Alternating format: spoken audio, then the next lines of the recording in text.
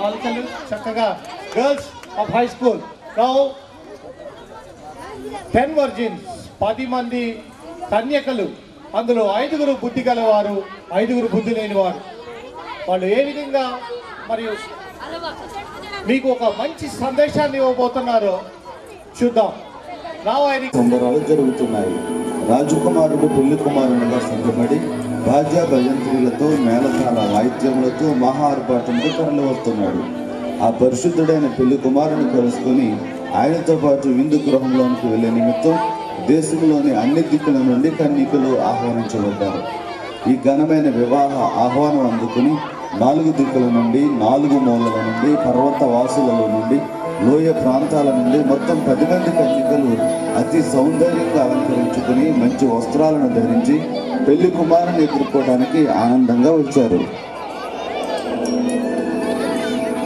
వారి పేర్లు ఏమంటే వందన, కీర్తన, దేవప్రియ, కరుణ, ప్రార్థిత, ఆకర్షణ, సప్తవర్ణ, మధునాశిని, ద్విమనష్క, లోకప్రియ.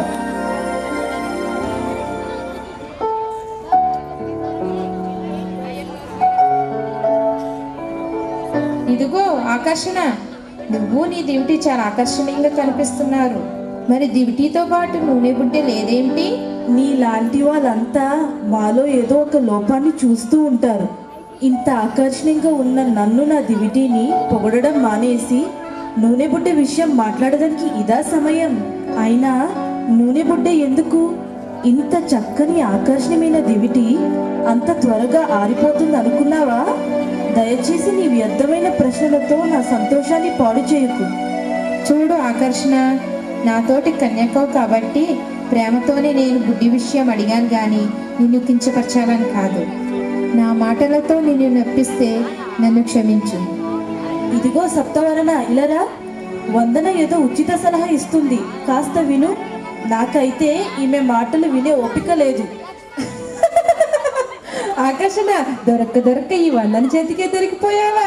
అయినా ఆమె చెప్పే మాటలు ఒక చెవితో విని మరో చెవితో విడిచిపెట్టేయాలి, అంతేగాని అలా పట్టించుకోకూడదు. ఇదిగో సప్తవర్ణ, నీ బట్టలు నీ దివిటి 7 రంగులతో భలేగా ఉన్నాయి గాని వందన ఇచ్చిన చక్కని సలహాను అంత తేలిగ్గా తీసి పడేయకూడదు. మొత్తానికి వందనని బలపరుస్తూ బాగానే మాట్లాడుతున్నావు గాని మా అభిప్రాయాన్ని మార్చలేదు. మేము జ్ఞానవంతులమే. ఇదిగో సప్తవర్ణ, నీవు చాలా గట్టి గుండెలని అంటున్నారు గాని నిజానికి కఠినమైన గుండెలు. నీ ఆలోచనలో లోపం ఉందని తెలిసి కూడా మార్చుకోవడానికి ఇష్టపడని మూర్ఖులు మీరు. మీ పొరపాట్లను పొరపాట్లుగా ఒప్పుకొని సునీత పరులు మీరు. అవును, నీవు చెప్పినట్లే మేమంతా కలిసినా మీ మనసులు మార్చలేము. ఎందుకంటే మా మాటలను ఎట్టి పరిస్థితుల్లోనూ వినకూడదని ముందుగానే తీర్మానించుకొని వచ్చారు కదా. స్నేహితులారా, ఏమిటివి? మనం పెండ్లి కుమార్ని ఎదుర్కోవడానికి వెళ్ళబోతూ ఈ వాదోపవాదాలు ఏమిటి? ఎన్నాళ్ళకో మనం ఇలా కలుసుకున్నాం. ఒకరి లోపాలు ఒకరు ఎంచుకోకుండా అంతా ఒకటిగా సర్దుకుపోదాం. త్వరలోనే పెండ్లి కుమారుడు వచ్చేస్తాడు. మనం అంతా కలిసి ఆనందంగా ఆయనతో పాటు విందు గృహంలోనికి వెళ్ళి అక్కడ సంతోషిస్తాం. దివిటీలు ఉండడం అనేది ముఖ్యమైన విషయం, కానీ నూనె బుడ్డీలు మనతో తీసుకువెళ్తున్నామా లేదా అన్నదంత ముఖ్యం కాదు. ఇలా మాట్లాడి నేను ఎవరి మనసు నొప్పించలేదు కదా. లెండి, మనమంతా పాటలు పాడుతూ నాట్యం చేద్దాం.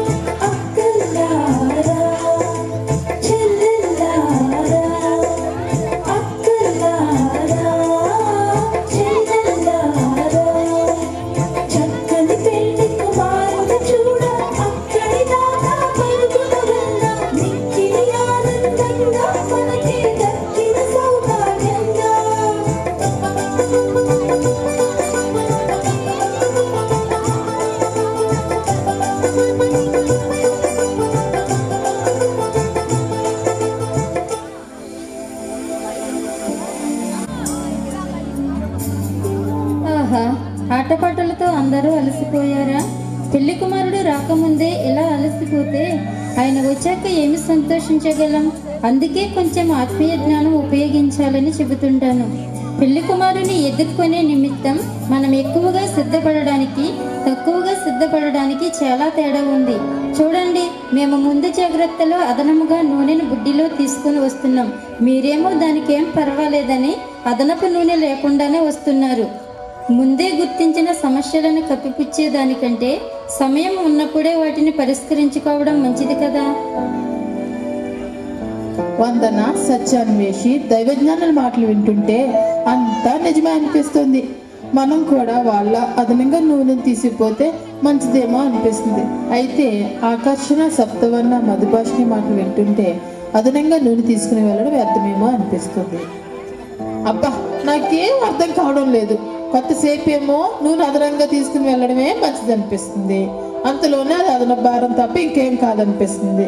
అబ్బబ్బా, ఈ రెండు ఆలోచన మధ్య సతమతం అయిపోతున్నాను. అయ్యో దిమనస్క, నువ్వు మానసిక అనారోగ్యంతో ఉన్నట్టున్నావు. నీకోసం నేను ప్రార్థన చేస్తాను. దయచేసి ఒక మంచి నిర్ణయాన్ని త్వరగా తీసుకో. ప్రార్థిత, నీ ప్రసంగాన్ని కాస్త ఆపుతావా? కనబడని దేవునికి ఎంత మొర పెడితే ఏం లాభం? మన కళ్ళ ముందు కనిపించే మనుషులను సహాయం కోరితే ఒకరు కాకపోతే మరొకరైనా సహాయం చేస్తారు. ఉదాహరణకు ఈరోజు మనం పెళ్లి కుమారుని ఎదుర్కోవడానికి వెళ్తున్నాం. మీరేమో దివిటీలతో పాటు నూనె బుడ్డీలు కూడా అదనంగా తీసుకుని వెళ్ళాలని అంటున్నారు. మేమేమో దివిటీలు ఉంటే చాలు, అదనంగా నూనె బుడ్డీలు తీసుకుని వెళ్ళనక్కర్లేదు అని అంటున్నాము. ఇక్కడ తేడా ఏమిటంటే, ఎవరైనా సహాయం చేస్తారనే నమ్మకం మీకు లేకపోవడం వలన కనబడే మనుషుల్ని విడిచిపెట్టి కనబడని దేవుణ్ణి ప్రార్థిస్తారు. మేము చూడండి, మాకు ఈ లోకంలో ఎంతో మంది స్నేహితులు ఉన్నారు. మా స్నేహితులంతా మాకు సహాయం చేస్తారు. మీరంతా ప్రత్యేకంగా ఉంటారు. మీలాంటి వారితో తప్ప ఎవరితోనూ కలవరు. మిగతా వారితో అస్సలు సహవాసమే చేయరు. కాబట్టి మీరు కష్టాల పాలైతే మిమ్మల్ని ఆదుకోవడానికి ఈ లోకంలో ఎవరూ ముందుకు రారు. ఇదిగో లోకప్రియ, ఈ లోకాన్ని అధికంగా ప్రేమించడం వలన నువ్వు అలా మాట్లాడుతున్నావు. కాబట్టి అదనంగా నూనె తీసుకుని వెళ్ళాలన్న మా సలహా నీకు నచ్చలేదు. సరే, ఎవరికి నచ్చినట్లు వారి నిర్ణయాలు తీసుకోండి. చాలే, రండి, ఎవరి గొప్ప తెలుసుకుందాం.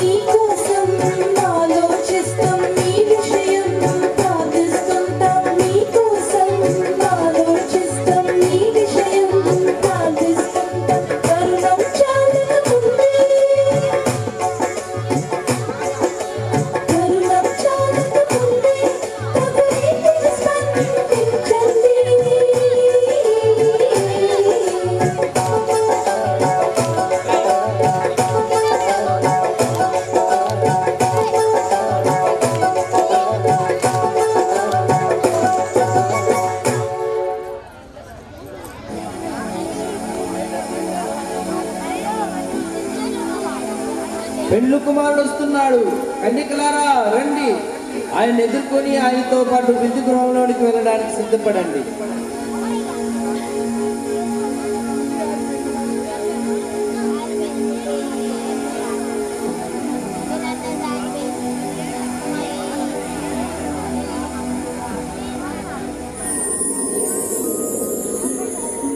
అయ్యో, నా దివిటీని ఎంత ఆకర్షణీయంగా తయారు చేసుకున్నా లాభం లేకపోయింది. ఎంత ఆకర్షణీయంగా ఉన్నా నూనె లేకపోతే వెలగదు కదా. పెళ్లి కుమారుతో పాటు విందు గృహంలోకి వెళ్ళటానికి ఎంత ఆకర్షణీయమైన దివిటి ఉన్నా చాలదు, అది వెలుగుతూ ఉండాలి కదా. అయ్యో, నేను ఇప్పుడు ఏం చేయను? అది సరేలే, నా దివిటీని 7 రంగులతో అలంకరించాను. రంగులున్నంత మాత్రాన దివిటి వెలుగుతుందా? నేను ఎంత బుద్ధిహీనురాలిని. వందన, సత్యాన్వేషి కలిసి ఎంత మంచి సలహాలు ఇచ్చినా నేను పాటించలేదు. అయ్యో, ఇప్పుడు నేనేం చేయను? మీ సంగతి అలా ఉంచండి, నా పరిస్థితి మరీ ఘోరం. ఒకరి లోపల ఒకరు ఎంచకుండా సర్దుకుపోదాం, అంతా సమానమే అని మధురమైన మాటలు పలికాను. అయ్యో, ఇంత కష్టపడి వచ్చి ఇన్ని గంటల పాటు ఎదురు చూసి మనం లోపలికి వెళ్ళలేమేమో. అయ్యయ్యో, ఎంత బుద్ధిహీనంగా ప్రవర్తించాను. మీ అందరికంటే నా పరిస్థితి మరీ ఘోరం. ప్రతి విషయానికి 2 మనుషుల మధ్య తడబడే మనస్కురాలి. ఈ మానసిక రోగం నుండి విడుదల పొంది సరైన నిర్ణయాలు తీసుకోవాలంటే దేవుడి సన్నిధిలో ప్రార్థించాలని ప్రార్థన ముందే చెప్పింది. ప్రార్థన చెప్పినట్టే జరిగింది. అప్పుడు కొంచెం ఆమె మాట విని అదనపు నూనె ఆపద సమయంలో ఆదుకుంటుందని గ్రహించి ఉంటే ఎంత బాగుండేది. ఇప్పుడు తీరిక కూర్చుని బాధపడితే ఏంటి ప్రయోజనం? ఆకర్షణ, సప్తవర్ణ, మధుభాషిణి, ద్విమనస్క ఎందుకు ఇలా బాధపడుతున్నారు? ఎంతో ప్రేమగా ఎంచుకున్న ఈ లోకం అంతా మన ముందు ఉంది. ఈ లోకంలోని మనుషులంతా మన స్నేహితులే. దివిటీని వెలిగించుకోవడానికి కొంచెం నూనె ఎవరిని అడిగినా ఇస్తారు. మీరేమీ కంగారు పడకండి. నేను ఈ లోకంతో బాగా స్నేహం చేసిన దాన్ని. ఏదో ఒకలా నూనెను నేను సంపాదించుకొని వస్తాను. మీరు ఇక్కడే ప్రశాంతంగా కూర్చోండి. లోకం రాత్రి వేళ ఏ ప్రమాదమైనా జరగచ్చు. నాకు మరో ఆలోచన వస్తుంది. నిరాశ నిస్పృహలతో కృంగిపోయిన మమ్మల్ని ఎంతో ధైర్యపరిచావు. నీ మాటలు వింటుంటే ఏదో ఆశ కలుగుతూ ఉంది. ఈ సమయంలో నువ్వు తప్ప నూనె సంపాదించుకునే పని ఎవరూ చేయలేరు. కాబట్టి నువ్వు చెప్పినట్లే వెళ్ళి నూనె సంపాదించుకునిరా. అయ్యో ద్విమనస్క, నీ వల్ల మా అందరికీ పిచ్చి పట్టేటట్లుంది. ఇప్పుడే వెళ్ళొద్దు అన్నావు, ఇంతలోనే వెళ్ళు అంటున్నావు. నువ్వలా ప్రక్కన ఉండు. స్నేహితులారా, మీరు చెప్పండి, ఎవరినైనా అడిగి నూనె తీసుకురావడానికి నేను వెళ్ళాలా వద్దా? ద్విమనస్కలా కాకుండా ఏదో ఒకటి సరిగ్గా చెప్పండి. లోకప్రియ, కొంచెం సంభాళించుకో. ఇలాంటి సమయంలో మనం ఒకరినొకరు తిట్టుకోవడం, నిందించుకోవడం లాంటివి చేయకూడదు. నేను మధురంగా మాట్లాడగల చాతుర్యం ఉన్నదాన్ని కాబట్టి నా మాటల చాతుర్యంతో పని జరిగిస్తాను. నూనె అదనంగా తెచ్చుకున్న వారిని అడిగి మన దివిటీలు నింపుకుందాం. పెండ్లి కుమారునితో విందు గృహంలోనికి వెళ్దాం. మధుభాషిని చెప్పిన ఆలోచన చాలా బాగుంది. ఇక ఆలస్యం దేనికి? మధుభాషిని, నీ మధురమైన మాటలతో వాళ్ళ దగ్గర నుండి నూనె సంపాదించుకునిరా. నీకు శుభం కలుగునుగాక. నా మీద మీరు నమ్మకం ఉంచినందుకు కృతజ్ఞతలు. నేను వాళ్ళ దగ్గరికి వెళ్తాను.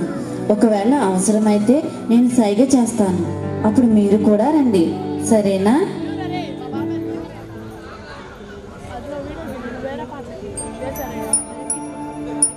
నా ప్రియమైన స్నేహితులారా, నేను మీతో కొంచెం మాట్లాడాలి. ఏం పర్వాలేదు, లోనికి రా మధుభాషిని. మీరంతా సిద్ధపడ్డారా? దివిటీలు వెలిగించుకొని సిద్ధంగా ఉండండి. ఏం సిద్ధపడ్డాం? మా దివిటీల్లో నూనె అయిపోయినందువలన అన్నీ ఆరిపోయాయి. మీరు చెప్పిన మాట మేము వెళ్ళలేదు. మీలా అదనంగా నూనె తెచ్చుకున్నందువలన ఇప్పుడు సిగ్గుపడుతున్నాం. మీరు అదనంగా తెచ్చుకున్న నూనె కొంత మాకు ఇస్తే మా దివిటీలు వెలిగించుకుంటాం. మధుభాషిని, ఇది దైవజ్ఞానం అనిపించుకోదు. సమయం మించిపోయింది. మేము అదనంగా తెచ్చుకున్న నూనె మాకు మీకు సరిపోదు. మీరు త్వరగా ఊళ్ళోకి వెళ్ళి నూనె కొనుక్కుని రండి.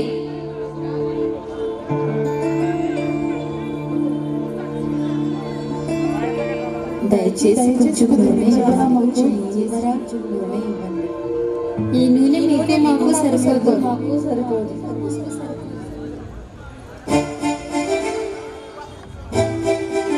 ఇదిగో ఆకర్షణ, సప్తవర్ణ, మధుభాషిణి, ద్విమనస్క రండి. వాళ్ళని ఎంతసేపు బ్రతిమలాడతాం? మనమంతా కలిసి వెళ్ళి దైవజ్ఞాని కళాశాలలో నూనె కొనుక్కొని వద్దాం, పదండి.